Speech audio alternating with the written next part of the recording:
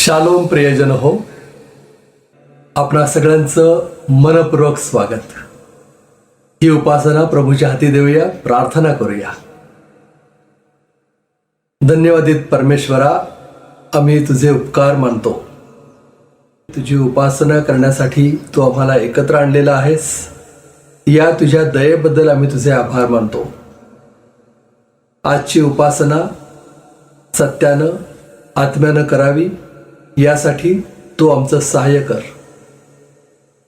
आम्हाला तुझ्या सानिध्याचा अनुभव येऊ दे. आम्ही तुझी आराधना करत असताना तुला सर्वस्व अर्पण करावं, मनापासून तुझी स्तुती करावी यासाठी आमच्या मनाची तयारी कर. आणि बापा, तू ज्यावेळेस आमच्याशी बोलशील त्यावेळी आम्ही तुझं ऐकावं, मनापासून ऐकावं. आम्ही त्यातून बोध घ्यावा आणि त्यानुसार आमचं आचरण सुधारावं, म्हणून तू आमचं सहाय्य कर. आजची सर्व उपासना आशीर्वादित कर. प्रार्थना येशू आमचा तारणारा त्याच्या नावानं करतो म्हणून तो ऐक. आमेन. प्रियजन हो, प्रभूचे उपकार स्तुती करूया, गीत गाऊया. प्रीती निकाळजे प्रभूच्या स्तुतिगीतांमध्ये आपलं पुढारीपण करते. तिच्याबरोबर आपण प्रभूची स्तुती करूया.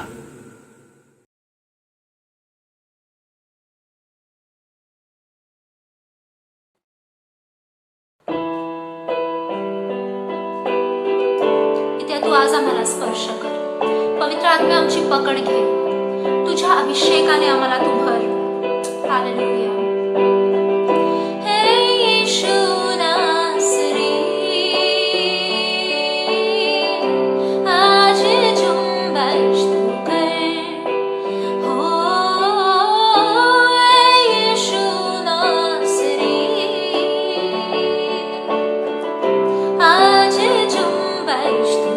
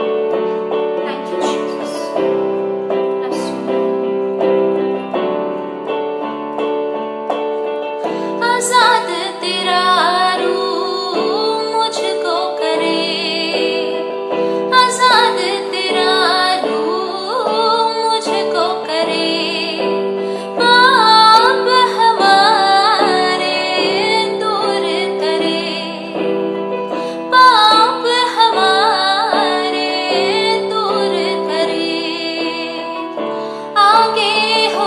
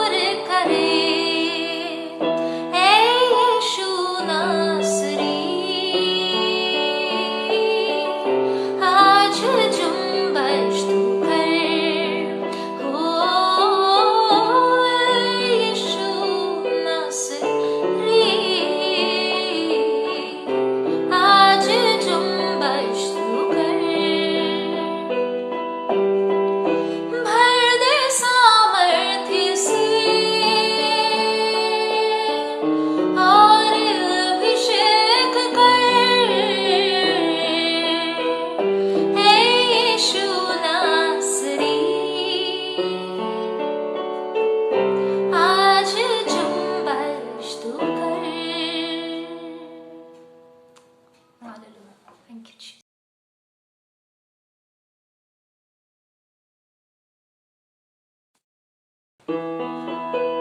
हालेलुया.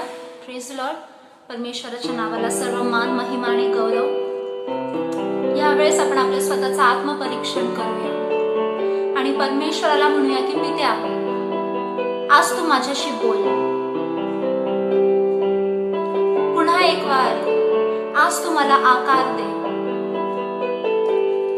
बोल यहोवा, सुनता तेरा दास वाणी, तू अपनी सुना दे. बोल यहोवा, सुनता तेरा दास वाणी, तू अपनी सुना दे. वचन तेरा दिखा दे, उस पर चलना सिखा दे. वचन तेरा दिखा दे,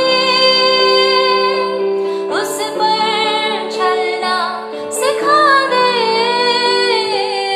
बोल यहोवा, सुनता तेरा दास वाणी, तू अपनी सुना दे.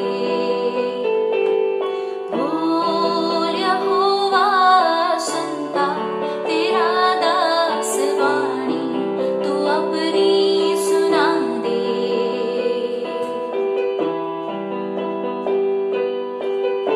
परमेश्वर, आज जर माझ्यामध्ये काही कमी असेल तर पित्या आज ती कमी तू पूर्ण कर.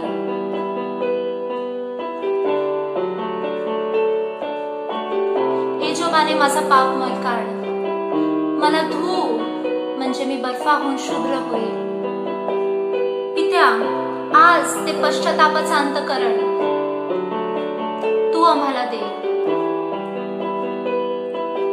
दाऊद के जैसे तेरी स्तुति मैं करता हूँ. दाऊद के जैसे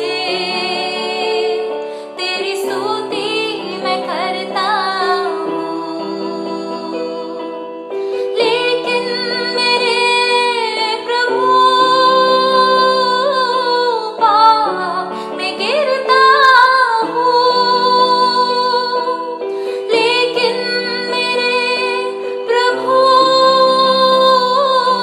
पाप में गिरता हूँ. बोल यहोवा, सुनता तेरा दास वाणी, तू अपनी सुना दे. बोल यहोवा, सुनता तेरा दास वाणी, तू अपनी सुना दे. परमेश्वर, आमची मदत कर की आम्ही आमचे मार्ग तुझ्या पुढे सरळ करावे. प्रभू परमेश्वर, तो खरेपणाचा आत्मा आज तू आमच्यामध्ये घाल. आमचं पुनरुज्जीवन तू कर. हालेलुया. जीवन की सारी खुशी यीशु ने मुझको दी. जीवन की सारी खुशी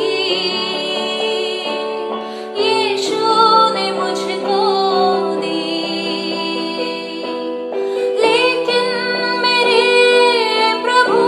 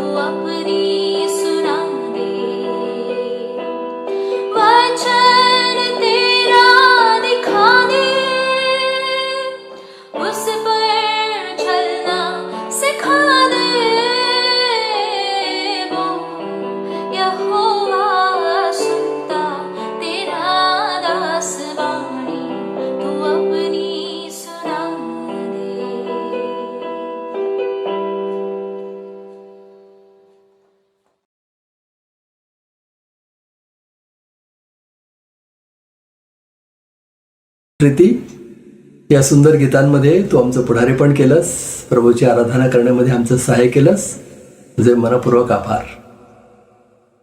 यावेळी प्रभूचं वचन वाचूया.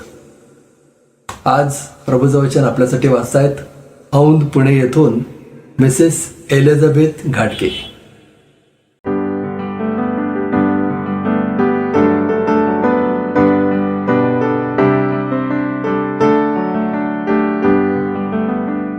देवाला धन्यवाद. आज आपण प्रत्येक ऋषुवर्तमान यामधून 4था अध्याय 1 ते 11 ही वचने वाचणार आहोत. तेव्हा सैतानाकडून येशूची परीक्षा व्हावी म्हणून त्याने आत्म्याने त्याला अरण्यात नेले. मग त्याने 40 दिवस व 40 रात्री उपवास केला. त्यानंतर त्याला भूक लागली. तेव्हा परीक्षक त्याच्याजवळ येऊन म्हणाला, तू देवाचा पुत्र आहेस तर ह्या धोंड्याच्या भाकरी व्हाव्या अशी आज्ञा कर. परंतु त्याने उत्तर दिले की मनुष्य केवळ भाकरीने नव्हे तर परमेश्वराच्या मुखातून निघणाऱ्या प्रत्येक वचनाने जगे असा शास्त्रलेख आहे. मग सैतानाने त्याला पवित्र नगरीत नेऊन मंदिराच्या शिरोभागी उभे केले आणि त्याला म्हटले, तू देवाचा पुत्र आहेस तर खाली उडी टाक, कारण असा शास्त्रलेख आहे की तो आपल्या दूतांना तुझ्याविषयी आज्ञा करेल आणि तुझा पाय धोंड्यावर आपटू नये म्हणून ते तुला हातावर झेलून धरतील. येशूने त्याला म्हटले, आणखी असा शास्त्रलेख आहे की परमेश्वर जो तुझा देव त्याची परीक्षा पाहू नको. पुढे सैतानाने त्याला एक अतिशय उंच डोंगरावर नेऊन त्याला जगातील सर्व राज्ये व त्याचे वैभव दाखवले आणि त्याला म्हटले, तू पाया पडून मला नमन करशील तर मी हे सगळे काही तुला देईन. तेव्हा येशू त्याला म्हणाला, अरे सैताना, चालता हो, कारण असा शास्त्रलेख आहे की परमेश्वर देव याला नमन कर व केवळ त्याचीच उपासना कर. मग सैतान त्याला सोडून गेला आणि पहा, देवदूत येऊन त्याची सेवा करू लागले. वाचलेली वचने देव आप सर्वांना आशीर्वादित करो. आमेन. धन्यवाद.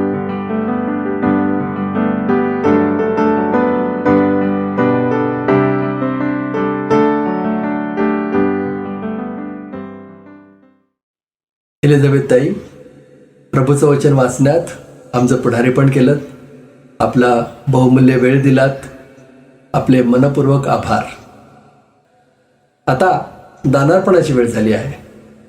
आपण आपलं दान प्रभूच्या चरणी आणूया आणि उपासना संगीतामधूनच हे गीत गाऊया.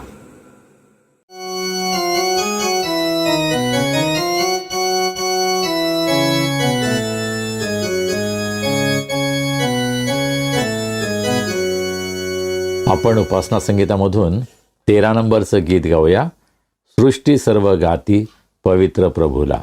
आणि ही गीत गात असताना आपण आपलं दान परमेश्वराला अर्पण करूया.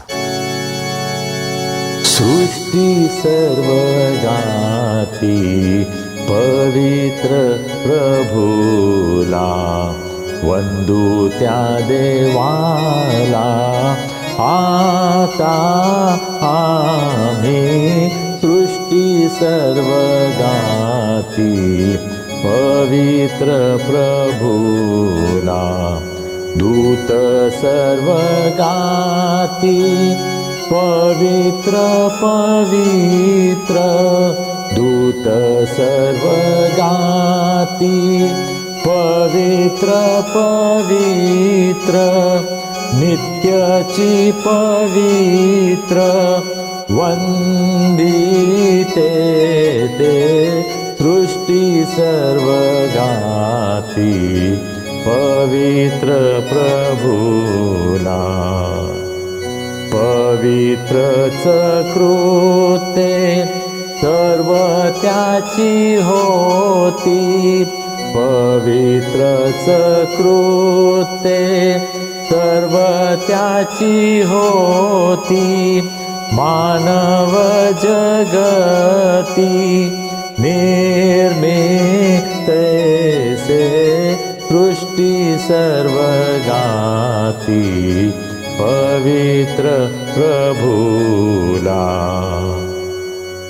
पतितच आम्ही प्रार्थितो तुझला पतितच आम्ही प्रार्थितो तुझला शुद्धता आम्हाला द्यावी देवा सृष्टी सर्व गाती पवित्र प्रभूला शुद्ध जे असती त्याशी तू भेटशी शुद्ध जे असती त्याशी तू भेटशी म्हणून तुझशी मागतो हे सृष्टी सर्व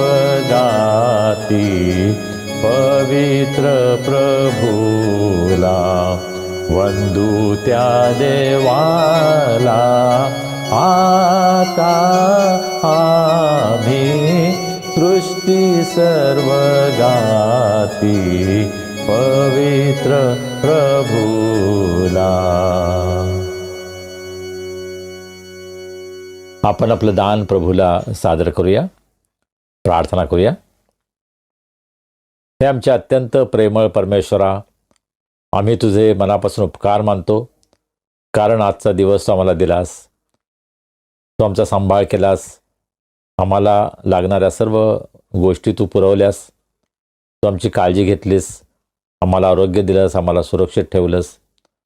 तुझी आराधना करण्यासाठी, स्तुती करण्यासाठी प्रभू ही सुंदर संधी तू आम्हाला दिली आहेस, त्याबद्दल आम्ही तुझे मनापासून उपकार मानतो. प्रभू, तुझ्या सर्व आशीर्वादांची जाणीव ठेवून अत्यंत अल्प असं दान आज आम्ही तुझ्या भांडारामध्ये आणलं आहे.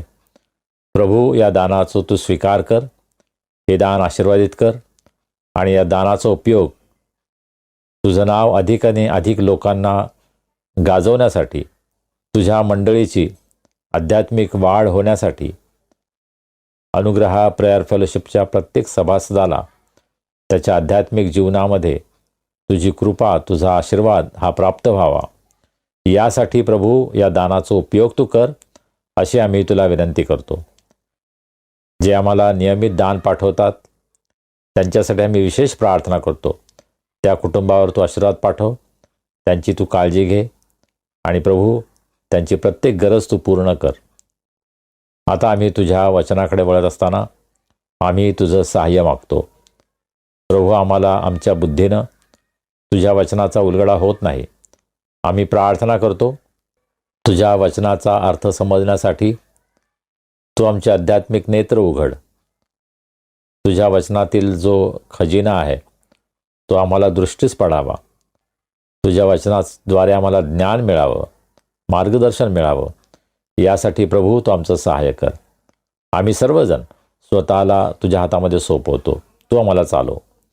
तारणारा प्रभू येशू ख्रिस्त याच्या नावाने आम्ही प्रार्थना करतो. आमेन. प्रियजनो, वेळ झाली आहे प्रभूचा संदेश ऐकण्याची. चला आपण प्रभूच्या स्वाधीन होऊया. देवाचे सेवक, आपल्या सगळ्यांचे आवडते रेव्हरंड संजय डेव्हिड गायकवाड प्रभूचा संदेश आपल्यापर्यंत आणतायत.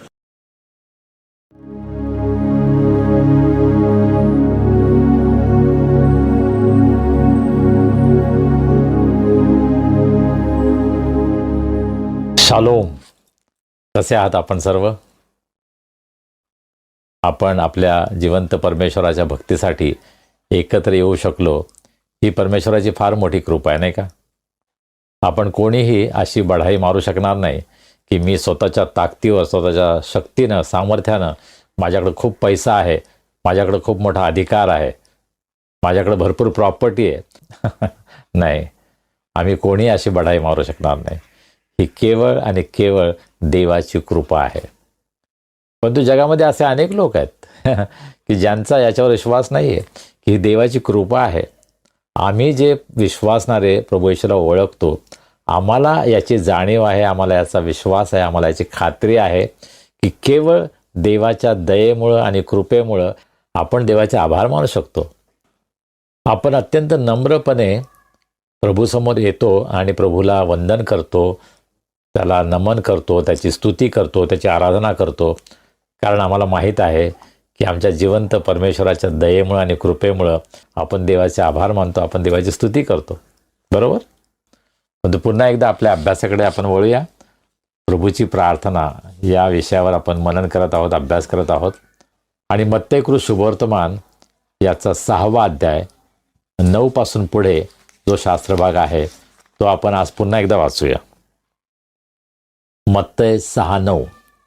यास्तव तुम्ही या प्रकारे प्रार्थना करा. हे आमच्या स्वर्गातील पित्या, तुझे नाव पवित्र मानले जावो, तुझे राज्य येवो, जसे स्वर्गात तसे पृथ्वीवरही तुझ्या इच्छेप्रमाणे हो. आमची रोजची भाकर आज आम्हास दे, आणि जसे आम्ही आपल्या ऋण्यास ऋण सोडले आहे तशी तू आमची ऋणे आम्हास सोड. वचन 13. आणि आम्हास परीक्षित आणू नको, तर आम्हास वाईटापासून सोडीव. या वचनावर आज आपण मनन करणार आहोत. परंतु अर्थातच जो शास्त्रभाग आपल्यासाठी वाचण्यात आला, मत्तेकृत शुभवर्तमान याचा 4था अध्याय 1 ते 11 ही वचनं आपल्यासाठी वाचण्यात आली. आणि सिस्टर एलिझाबेथ घाडगे यांचा मी आभारी आहे. त्यांनी आपल्यासाठी हा शास्त्रभाग वाचला. त्या नेहमीच आमच्यासाठी प्रार्थना करतात. त्याबद्दल मी त्यांचा आणि त्यांच्या कुटुंबाचा अत्यंत आभारी आहे. इंग्रजीमध्ये डॉक्टर सामा थॉमस ज्या कतारमध्ये असतात, त्यांनी प्रभूच्या वचनाचं वाचन आपल्यासाठी केलं. त्यांचाही मी आभारी आहे. माझी इच्छा आहे की तुमच्यापैकी अनेकांनी भाग घ्यावा, वाचन करावं, गाणी गावी, वेगवेगळ्या प्रकारे ज्या प्रकारे तुम्हाला प्रभूनं दान दिलं असेल त्या दानाचा उपयोग या भक्तीमध्ये आपण करावा, ही माझी मनापासून इच्छा आहे. प्रत्येक रविवारी या भक्तीचं नियोजन करणं, ती भक्ती चालवणं, त्यानंतर त्याच्यावर जे काही सोपस्कार आहेत ते करून ते अपलोड करणं आणि ही लिंक आपल्यासाठी उपलब्ध करणं, ही फार मोठी जबाबदारी माझे बंधू पीटर गायकवाड हे सांभाळतात. त्यांचं मोठं समर्पण यासाठी आहे. त्याबद्दल मी त्यांचा मनापासून आभारी आहे. प्रभूच्या प्रार्थनेमध्ये प्रभूनं आम्हाला हे शिकवलं, आम्ही अशा प्रकारे प्रार्थना करावी की आम्हास परीक्षित आणू नको, तर आम्हास वाईटापासून सोडीव. ही प्रार्थना आपण देवाला करतो. म्हणजे आपण देवाला असं सांगतो की मला परीक्षित आणू नको. त्याचा अर्थ असा आहे की देव आम्हाला परीक्षित आणतो? नाही. इंग्रजीमध्ये आपण जेव्हा प्रभूची प्रार्थना करतो त्यावेळेस आपण असं म्हणतो, lead us not into temptation, म्हणजे मोह हा शब्द इंग्रजीमध्ये वापरला आहे. मराठीमध्ये मात्र परीक्षा हा शब्द वापरला आहे. ग्रीक शब्दाचा अर्थ हाच आहे, परीक्षा. मोहामध्ये नाही, परंतु परीक्षेमध्ये. तर या ठिकाणी प्रार्थना करत असताना आपण असं म्हणतो की परीक्षेत आणू नको, तर आम्हास वाईटापासून सोडू. परीक्षेमध्ये जाणं ठीक आहे, परंतु परीक्षेमध्ये जात असताना आम्हाला आमचं संरक्षण करण्याची गरज आहे. त्या परीक्षेमध्ये आम्ही नापास होऊन चालणार नाही. आणि परीक्षेमधून जाणं, सैतानावर विजय मिळवणं, हे आम्ही कसं काय करू शकतो? आणि म्हणून आजचा शास्त्रभाग जो वाचण्यात आला त्याकडे आपल्याला जायला हवं. मत्तेकृत शुभवर्तमानाचा 4था अध्याय 1 ते 11 या ठिकाणी प्रभू येशू ख्रिस्ताची परीक्षा, अरण्यात येशूची परीक्षा असं त्याचं टायटल आहे. तर त्याकडे आपण वळूया आणि त्यामधून येशूची परीक्षा कशी झाली आणि त्यामध्ये तो कसा विजय झाला ते आपण समजून घ्यायचा प्रयत्न करूया. पहिलं वचन, तेव्हा सैतानाकडून येशूची परीक्षा व्हावी म्हणून आत्म्याने त्याला अरण्यात नेले. परीक्षा घेणारा कोण होता? आता सैतान आहे. परंतु त्या परीक्षेमध्ये घेऊन कोण गेला? पवित्र आत्मा त्याला घेऊन गेला. प्रभू येशू ख्रिस्ताच्या जीवनामध्ये त्याच्या सेवेच्या सुरुवातीला प्रारंभीच त्याला या परीक्षेमधून जावं लागलं. पवित्र आत्म्याने त्याला परीक्षेत का नेलं, त्या परीक्षेचा काय त्याला फायदा झाला, परीक्षेचा अनुभव काय होता, याविषयी आपण थोडक्यात पाहण्याचा प्रयत्न करूया. परंतु सैतानानं परीक्षा घ्यावी म्हणून पवित्र आत्मा घेऊन गेला. परंतु आम्ही पुष्कळदा परीक्षेमध्ये अपयशी ठरतो. आणि म्हणून कदाचित प्रभू येशू ख्रिस्तानं आम्हाला हे सावध केले की प्रार्थना करा की तुम्ही परीक्षेत जाऊ नये.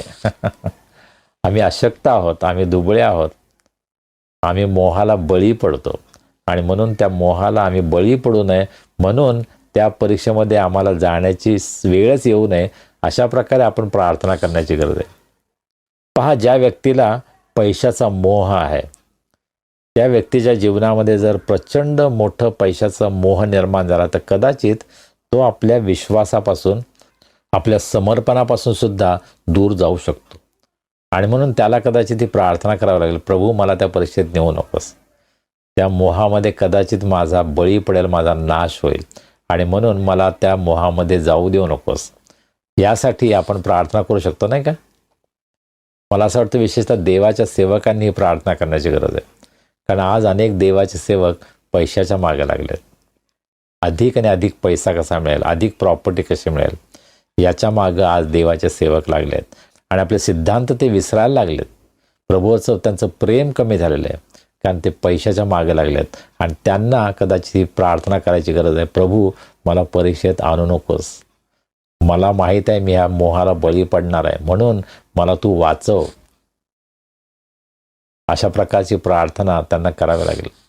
मला माहीत नाही तुमच्या जीवनामध्ये काय समस्या आहे, परंतु तुम्हाला सुद्धा ही प्रार्थना करावी लागेल, प्रभू मला ह्या परीक्षेत आणू नको.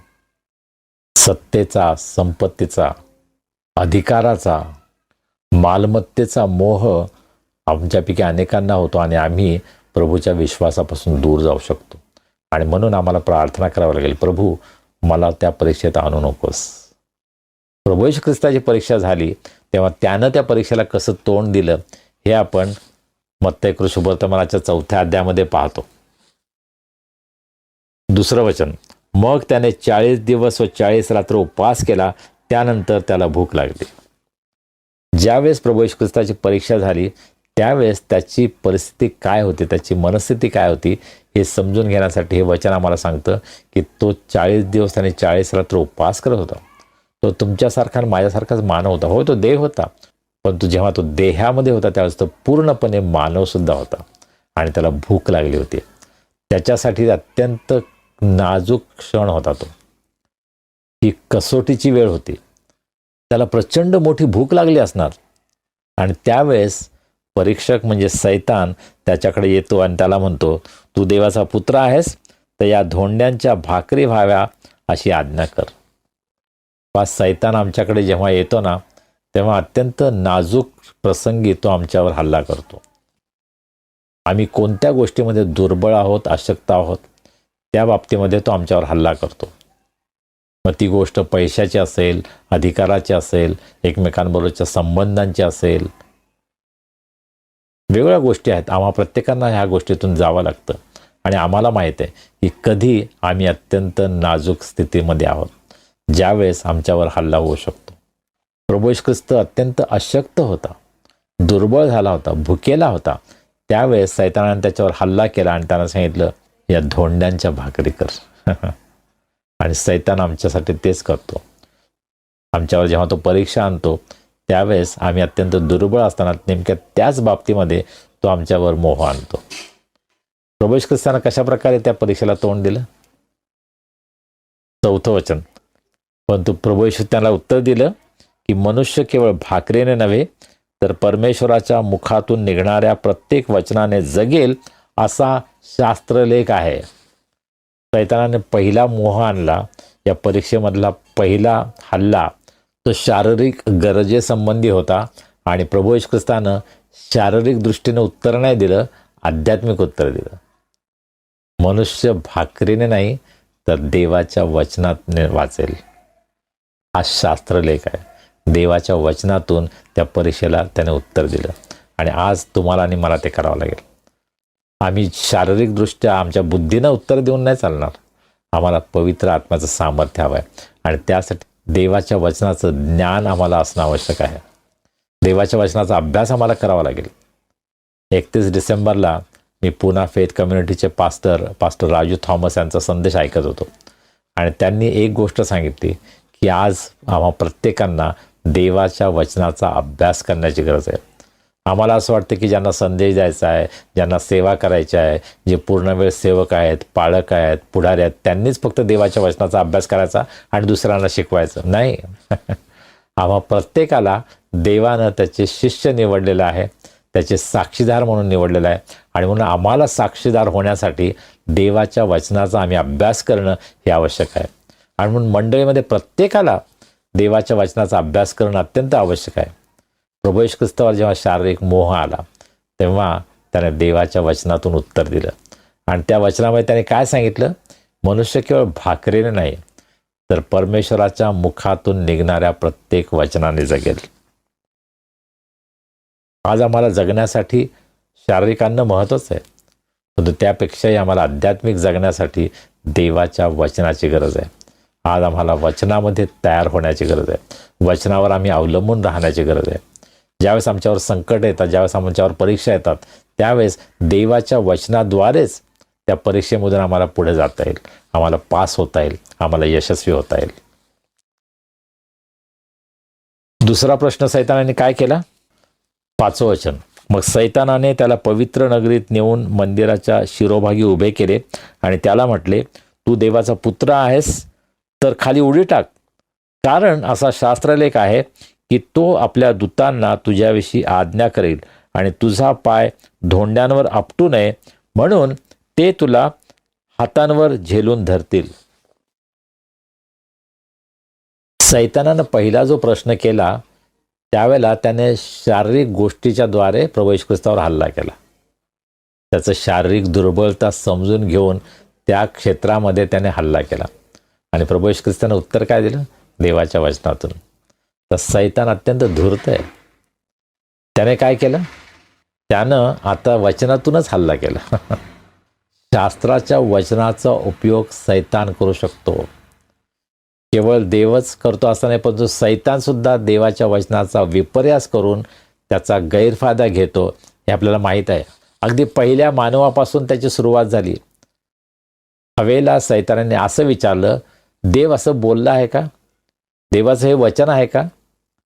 आणि त्या वचनाची भेसळ त्याने केली. त्या वचनाचा गोंधळ हवेच्या जीवनामध्ये, हवेच्या मनामध्ये निर्माण केला आणि त्यामधून तिच्याकडून पाप घडलं. आणि सैतान आज देवाच्या वचनाचा उपयोगसुद्धा आम्हाला देवापासून, देवाच्या सत्यापासून दूर नेण्यासाठी करू शकतो. आणि म्हणून आज संपूर्ण जगामध्ये प्रभू येशू ख्रिस्ताच्या काळापासून ते आजपर्यंत अनेक खोटे संदेश ते आपल्याला आढळतात. इनफॅक्ट जुन्या करारामध्ये सुद्धा आपण पाहतो खोटे संदेश ते होते आणि आज सुद्धा खोटे संदेश ते आहेत. एका रात्रीत पाळक होणारे आहेत. अचानक ते म्हणतात की मला दृष्टांत झाला. कसल्याही प्रकारचं ट्रेनिंग नाही, कसल्याही प्रकारची तयारी नाही आणि फक्त असं म्हणायचं की पवित्र आत्मा मला सांगत आहे. आणि अशा प्रकारे ज्यांचा अभ्यास नाही, ज्यांचं समर्पण नाही, ज्यांचं कुठल्याही प्रकारे प्रशिक्षण नाही, ते अनेक प्रकारच्या चुकीच्या शिक्षणामध्ये जातात आणि मंडळीला, देवाच्या लोकांना खऱ्या सत्यापासून दूर नेतात, खोट्या शिक्षणामध्ये घेऊन जातात. ही परिस्थिती आज आहे. आणि म्हणून आम्हाला देवाच्या वचनाचं ज्ञान असणं आवश्यक आहे. सर्वसाधारण सभासदांनी सुद्धा देवाच्या वचनाचा अभ्यास करणं हे अत्यंत महत्त्वाचं आहे. कारण सैतान आज देवाच्या वचनाचा सुद्धा उपयोग देवाच्या लोकांना फसवण्यासाठी करत आहे. आणि पवित्र शास्त्रामध्ये आम्हाला त्यासाठी इशारा देण्यात आलेला आहे की आम्ही सावध असायला हवं. होय, परीक्षा येईल आणि परीक्षा देवाच्या वचनाद्वारे सुद्धा येईल. पण आम्हाला जर सत्य माहीत असेल तर आम्हाला त्या वचनाद्वारेच त्याचं उत्तर देता येईल. प्रभू येशू ख्रिस्तानं वचनाद्वारेच त्याला उत्तर दिलं. प्रभू येशू ख्रिस्त काय म्हटलं? येशूने त्याला म्हटले, आणखी असा शास्त्रलेख आहे की परमेश्वर जो तुझा देव त्याची परीक्षा पाहू नको. परमेश्वराची परीक्षा आपण पाहू नये. आपण मानवाची परीक्षा पाहू शकतो, परंतु देवाची परीक्षा आपण पाहू नये. प्रभू येशू ख्रिस्तानं सैतानाला याची आठवण करून दिली. वचनामध्ये हे सुद्धा सांगितलं आहे की तू परमेश्वराची परीक्षा पाहू नको. याचा अर्थ काय? प्रभू येशू ख्रिस्त त्या ठिकाणी हे सांगत आहे, मी देव आहे, माझी परीक्षा पाहू नकोस. सैतान येशूची सुद्धा परीक्षा पाहण्यासाठी प्रयत्न करत आहे. तर तुमचं आणि माझं काय? तो आमची सुद्धा परीक्षा पाहिल. आणि म्हणून आम्हाला देवाच्या वचनामध्ये राहण्याची गरज आहे. देवाच्या वचनाद्वारेच आम्हाला या परीक्षेमधून पास होता येईल. होय, आम्ही प्रार्थना करू शकतो की प्रभू मला परीक्षेत आणू नको, पण जेव्हा आमच्यावर परीक्षा येते त्यावेळेस त्या परीक्षेमधून जाण्यासाठी देव आम्हाला त्याची कृपा पुरवतो. आमच्यावर किती संकट आले, किती परीक्षा आल्या, तरीसुद्धा आम्हाला घाबरण्याचं कारण नाही. कारण देव आम्हाला शक्ती पुरवेल, देव आम्हाला ज्ञान देईल, देव आम्हाला मार्गदर्शन करेल आणि त्या परीक्षेमधून आपण पार जाऊ. आणि मग शेवटला प्रश्न सैतानाने काय केला? पुढे सैतानाने त्याला अतिशय उंच डोंगरावर नेऊन त्याला जगातील सर्व राज्ये व त्याचे वैभव दाखवले आणि त्याला म्हटले, तू पाया पडून मला नमन करशील तर मी हे सगळे काही तुला देईन. तेव्हा येशू त्याला म्हणाला, अरे सैताना, चालता हो, कारण असा शास्त्रलेख आहे की परमेश्वर तुझा देव याला नमन कर आणि केवळ त्याचीच उपासना कर. सैतानानं येशू समोर जो मोह आणला, जी परीक्षा आणली, त्याच्यामध्ये त्याला एक आमिष दाखवलं की हे सगळं जग मी तुला देणार आहे. देवाला आपण अशा प्रकारे मोहात टाकू शकतो का? हे जग देवानंच निर्माण केलेलं आहे. सैतानाचा पहिल्यापासून प्रयत्न काय आहे की देवाचं गौरव मला मिळावं, लोकांनी देवाऐवजी माझी भक्ती करावी, मला नमन करावं, हा पहिल्यापासून त्याचा प्रयत्न. आणि म्हणून पहिल्या मानवाला त्याने फसवलं आणि सैतान आजपर्यंत तेच करत आहे. तो आम्हाला यासाठी फसवतो की आम्ही त्याला नमन करावं. आणि आज अनेक लोक अशा प्रकारे या परीक्षेमध्ये फसत आहेत. या जगातील मोह, या जगातील सत्ता, अधिकार, मालमत्ता याच्या मागे लोक लागले आहेत. अनेक ख्रिस्ती विश्वासणारे, अनेक ख्रिस्ती पुढारी, अनेक पाळक हे आज सत्तेच्या, संपत्तीच्या, अधिकाराच्या मागे लागले आहेत आणि सैतानाला ते नमन करत आहेत. ज्यावेळेस आम्ही संपत्तीच्या आणि सत्तेच्या मागे लागतो त्यावेळेस आम्ही देवाला नमन नाही करत, आम्ही सैतानाला नमन करत आहोत. होय, आम्ही सैतानाला नमन केलं तर सैतान आम्हाला अनेक गोष्टी देऊ शकतो. त्याने प्रभू येशू ख्रिस्ताला ते सांगितलं, तुम्हाला फक्त नमन कर, हे सगळंच वैभव आहे, सगळं जगाचं वैभव मी तुला देईन. आणि सैतान ते करू शकतो. आज तुम्हाला आणि मला सुद्धा सैतान याच मोहात पाडायचा प्रयत्न करतो.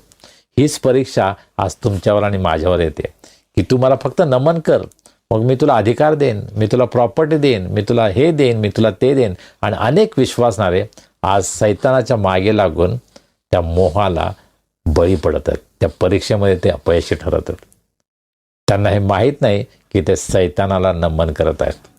होय, ते प्रेज द लॉर्ड हालेलुया म्हणत असतील, पण त्यांच्या जीवनाद्वारे ते सैतानाला नमन करत आहेत हे संपूर्ण जगाला दिसत आहे. पेत्राच्या पत्रामध्ये मंडळीला लिहित असताना पेत्राचं पहिले पत्राचा पहिला अध्याय, त्यामध्ये पेत्रा असं म्हणतो, पेत्राचं पहिले पत्र पहिला अध्याय आणि 6 वचन, त्याविषयी तुम्ही उल्हास करता, तरी तुम्ही आता थोडा वेळ भाग पडले तसे निरनिराळ्या परीक्षांमुळे दुःख सोसले, यासाठी की नाशवंत सोन्याची परीक्षा अग्नीने करतात, त्या सोन्यापेक्षा मौल्यवान असे जे तुमच्या विश्वासाच्या परीक्षेत उतरणे, ते येशू ख्रिस्ताच्या प्रगट होण्याच्या वेळेस प्रशंसा, गौरव व मान यास कारणीभूत व्हावे. परीक्षा येतील, पण त्याचा परिणाम काय व्हायला पाहिजे? परीक्षेत उतरणे हे येशू ख्रिस्ताच्या प्रगट होण्याच्या वेळेस प्रशंसा, गौरव व मान यास कारणीभूत व्हावे. होय, परीक्षा येईल, पण त्यामध्ये आम्हाला विजय व्हावा लागेल. ज्या प्रकारे स्वतः प्रभू येशू ख्रिस्त परीक्षेमध्ये गेला, पण त्यामध्ये तो विजय झाला. आम्ही प्रार्थना करायला पाहिजे, प्रभू परीक्षा येऊ देऊ नको. पण जेव्हा परीक्षा येईल त्यावेळेस त्या परीक्षेमध्ये यशस्वी होण्यासाठी आम्हाला प्रभूला मदत मागायला पाहिजे, प्रभूचं सहाय्य आपण मागायला हवं. प्रभूच्या प्रार्थनेमध्ये आपण हे नेहमी प्रार्थना करतो, आम्हास परीक्षेत आणू नकोस, तर आम्हास वाईटापासून सोडव. होय, आम्ही प्रार्थना करायलाच हवी की परीक्षेत आणू नको, पण त्याच वेळेस आपण हे सुद्धा म्हणायला पाहिजे की प्रभू, जर परीक्षा आली तर त्या परीक्षेमधून पास होण्यासाठी तुझी कृपा तुम्हाला पुरव आणि वाईटापासून, सैतानापासून मला सोडव. ही प्रार्थना आम्हाला करावी लागेल. आम्ही प्रार्थना रोजच करतो, आम्हास परीक्षेत आणू नकोस, तर आम्हास वाईटापासून सोडव. इंग्रजीमध्ये इव्हिल वन म्हटलेलं, म्हणजे सैतानापासून आम्हाला सोडव. आणि आज आम्हा सर्वांनाच या प्रार्थनेची खूप गरज आहे. होय, परीक्षा आमच्यावर येतात, पण त्या परीक्षेमधून तो आम्हाला पार ने, अशी प्रार्थना आम्हाला करायला हवी. वाईटापासून, सैतानापासून आमचा बचाव कर, ही प्रार्थना आम्हाला करायला हवी. आणि प्रभू आम्हाला त्याची कृपा पुरव. पौलाची साक्ष ही होती की तो अनेक परीक्षांमधून गेला. पेत्राची साक्ष ही होती. पेत्र तर पहिल्यांदा परीक्षेमध्ये नापास झाला. कदाचित त्यासाठीच प्रभू येशू ख्रिस्तानं त्याला वॉर्निंग दिली होती, तू परीक्षेत येऊ नको म्हणून प्रार्थना कर, कारण तू जर परीक्षेमध्ये आलास तर तुझं पतन होणार आहे. होय, परंतु त्यानंतर त्यानं पश्चाताप केला आणि त्यामधून तो बाहेर आला, तो प्रभूमध्ये पुढे गेला. आज तुम्हाला आणि मला सुद्धा आमच्या जीवनामध्ये परीक्षा येतील, आम्ही त्यामध्ये कदाचित आमचं त्यामध्ये पतन होईल, पण आम्हाला पुन्हा उभं राहायला हवं, पुन्हा प्रभूमध्ये आम्हाला पुढं जायला हवं आणि प्रभूसाठी आम्हाला विजयी जीवन जगण्याची गरज आहे. प्रभू तुमचं आणि माझं या नवीन वर्षामध्ये सहाय्य करो. या नवीन वर्षामध्ये प्रभूसाठी विजयी जीवन जगण्यासाठी, त्याच्यासाठी साक्ष देणारं जीवन जगण्यासाठी प्रभू आम्हा प्रत्येकांचं सहाय्य करो, ही माझी आपल्या सर्वांसाठी प्रार्थना आहे. प्रार्थना करूया. सर्वसमर्थ जिवंत प्रभुदेवा, मी तुझे मनापासून उपकार मानतो. आज तुझ्या उपस्थितीमध्ये तुझी स्तुती आराधना करण्यासाठी, तुझ्या वचनावर मनन करण्यासाठी तू आमचं सहाय्य केलंस. तुझी भक्ती करण्यासाठी प्रभू तू आम्हाला तुझी कृपा पुरवलीस, त्याबद्दल आम्ही उपकार मानतो. जे वचन आज आमच्याकडे आलं आहे प्रभुदेवा, त्या प्रकारे आम्ही प्रार्थना करतो की आम्हाला परीक्षेत आणू नकोस, परंतु जेव्हा परीक्षा येतात त्यावेळेस त्यामधून निभावण्यासाठी प्रभू तुझी कृपा तू आम्हाला पुरव, ही आम्ही तुला विनंती करतो. तू आम्हाला वाईटापासून राख, सैतानाच्या हल्ल्यांपासून आमचा बचाव कर, आम्हाला सुरक्षित ठेव. प्रभू आम्ही सर्वजण स्वतःला तुझ्या हातामध्ये सोपवतो. आज आमच्यामध्ये कोणी दुःखी आहेत, निराश आहेत, आजारी आहेत, संकटात आहेत, प्रभू आम्ही त्यांना तुझ्या दयासनासमोर उंच करतो. आज तू त्यांची भेट घे, त्यांना स्पर्श कर, त्यांना आरोग्य दे. तुझी कृपा, शांती, आनंद त्यांच्या जीवनामध्ये त्यांना अनुभवास येऊ दे. ज्यांचे वाढदिवस आहेत, विवाहाचे वर्धापन दिन आहेत, प्रभू त्यांच्याबद्दल आम्ही तुला धन्यवाद देतो. आज तू त्यांना आशीर्वादित कर, त्यांची तू भेट घे, त्यांची प्रत्येक गरज पूर्ण कर आणि त्यांच्या जीवनाद्वारे तू गौरवला जा. येणाऱ्या आठवड्यामध्ये तू आम्हा सर्वांच्या बरोबर राहा, आमचं संरक्षण कर, आम्हाला तू विजयी कर आणि तुझी साक्ष देण्यासाठी प्रत्येकांना तू संधी दे. आम्ही स्वतःला तुझ्या हातामध्ये सोपवतो, तो आम्हाला चालवणारा प्रभू येशू ख्रिस्त याच्या नावाने आम्ही ही प्रार्थना करतो म्हणतो आहे. आमेन. प्रभूनं शिकवलेली प्रार्थना करूया. हे आमच्या स्वर्गातील पित्या, तुझे नाम पवित्र मानले जाओ, तुझे राज्य येऊ, जसे स्वर्गात तसे पृथ्वीवरही तुझ्या इच्छेप्रमाणे हो. आमची रोजची भाकर आज आम्हास दे, जसे आम्ही आपल्या अपराधांची क्षमा करतो तशी तू आम्हाला आमच्या अपराधांची क्षमा कर आणि आम्हास परीक्षेत आणू नकोस, तर आम्हास वाईटापासून सोडव, कारण की राज्य, सामर्थ्य आणि गौरव ही सर्व काळ तुझीच आहेत. आमेन. आणि आता देव बापाची प्रीती, प्रभू येशू ख्रिस्ताची कृपा, पवित्र आत्म्याची सहभागिता, शांती, आनंद आणि आरोग्य आम्हा सर्वांसह, आमच्या कुटुंबाबरोबर, देवाच्या सर्व लोकांबरोबर आता आणि सदा सर्व काळ असो. आमेन. सुवंद देवा पदात प्रवाहो त्याला खालीवर तो बाप पुत्र आत्मा त्रैक्याला द्या अनंत मान. आमेन.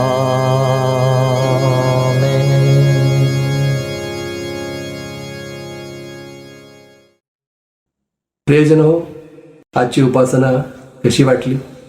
आशीर्वाद मिळाला? आपल्या नातेवाईकांना, मित्रमंडळींना या उपासनेची लिंक पाठवताय ना? आपले अभिप्राय मात्र आम्हाला कळवा. चला, आता भेटूया पुढील रविवारी. तोपर्यंत शालोम.